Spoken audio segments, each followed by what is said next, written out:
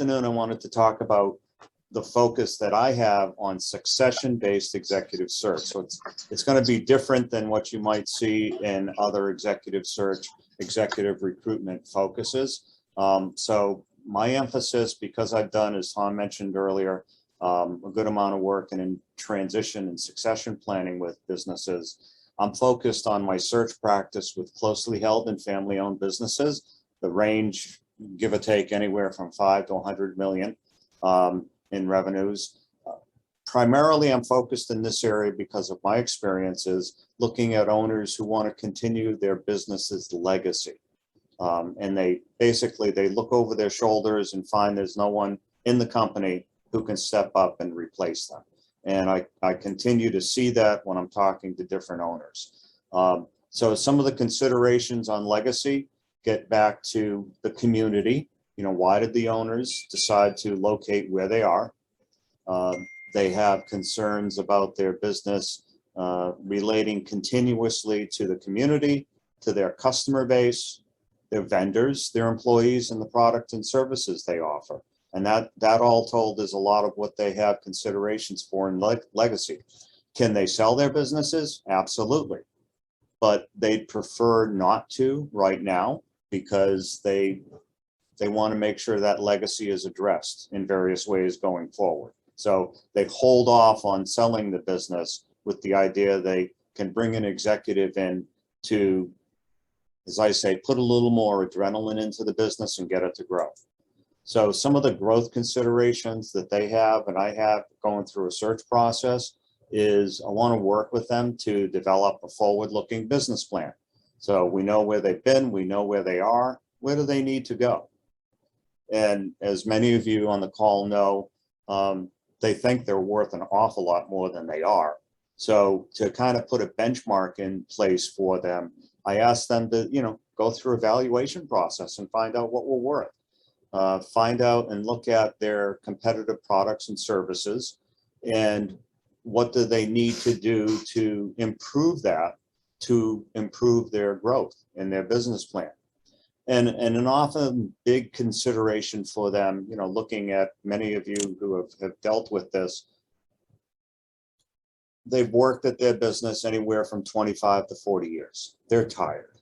They may not have the energy to put into growing it. So they want to continue working. They're not ready to sell. They want to continue working, but they're not in the position to lead the company. And that's where, bringing in a CEO comes into play.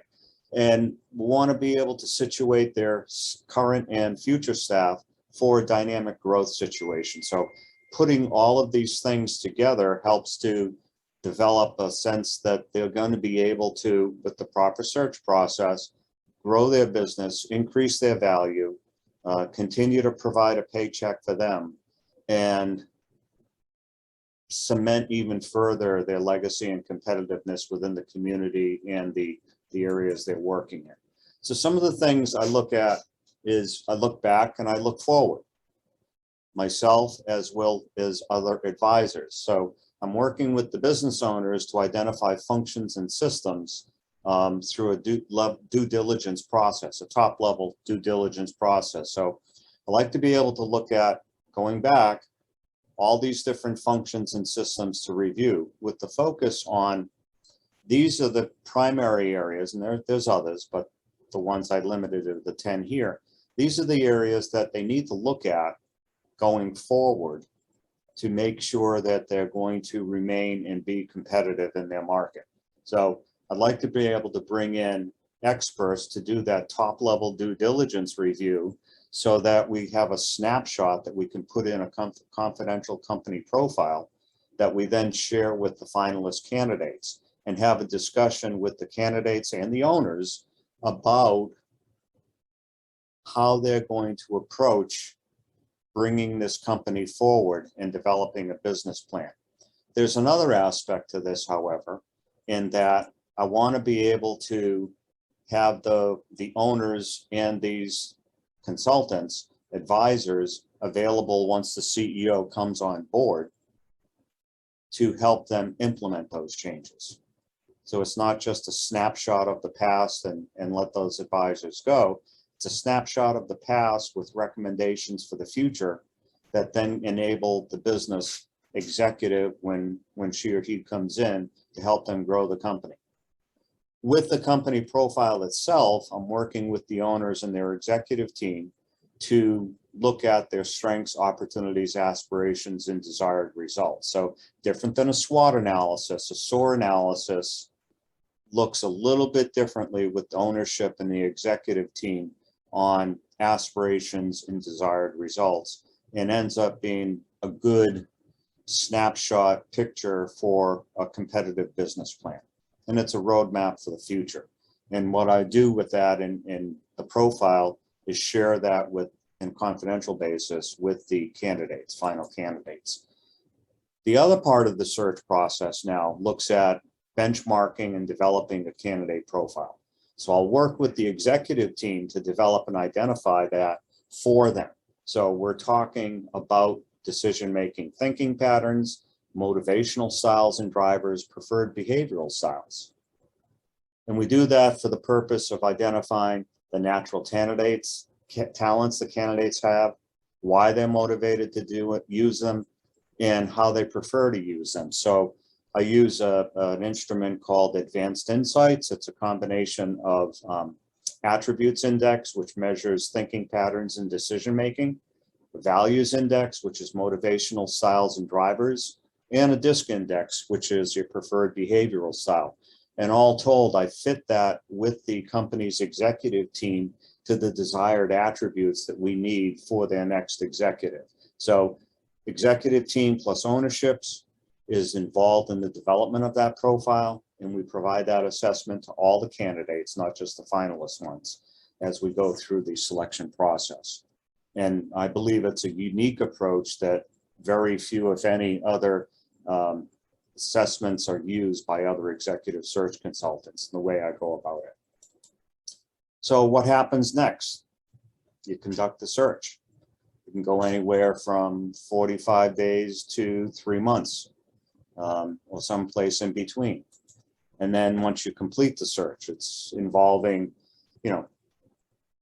soliciting candidates, evaluating candidates, interviewing them, screening them out, giving them assessments, putting them through the ringer and the grill, bringing them to the ownership team to conduct interviews, screening further, conducting references, very thorough, deep references, and then selecting a candidate, negotiating the compensation package, whatever that may entail. It could involve a piece of the company equity, either the, depending on what the preferences of ownership are, they may want them to, engage them in a way that they're purchasing a piece of the company.